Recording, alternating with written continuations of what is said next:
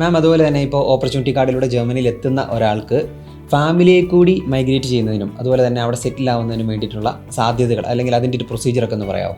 German opportunity card വിസയിൽ എത്തുന്ന ഒരാൾക്ക് ഫാമിലി ആയിട്ട് മൈഗ്രേറ്റ് ചെയ്യാനുള്ള ഒരു ഓപ്ഷൻ, ഇതിൽ ഡിപ്പെൻഡൻ്റ് ആയിട്ട് പോകാനുള്ള ഒരു ഓപ്ഷൻ ഇപ്പോഴും അവർ പ്രൊവൈഡ് ചെയ്യുന്നില്ല.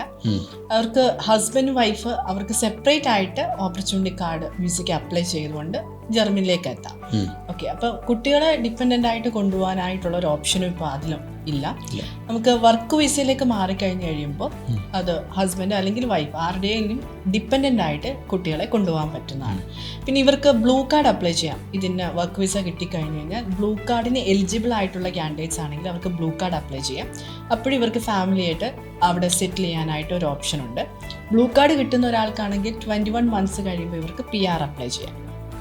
അല്ല എങ്കിൽ നോർമലി ഓരോ പ്രൊവിഷൻസ് വൈസ് നമുക്ക് 3 to 5 years ഇവർക്ക് PR അപ്ലൈ ചെയ്യാനായിട്ട് സാധിക്കുന്നതാണ്. അപ്പോൾ അതിൻ്റെ ഒരു പ്രൊസീജിയർ ഓരോ പ്രൊവിൻസ് വൈസ് ഡിഫറൻസ് ആണ്.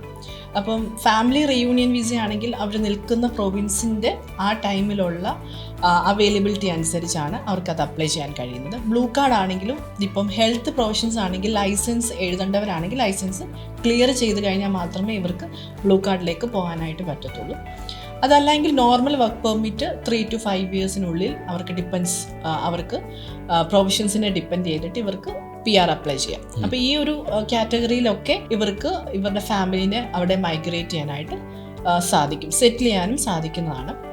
പക്ഷേ ഇതിൻ്റെ പ്രൊസീജിയർ ഡിഫറെൻ്റ് ആയിരിക്കും.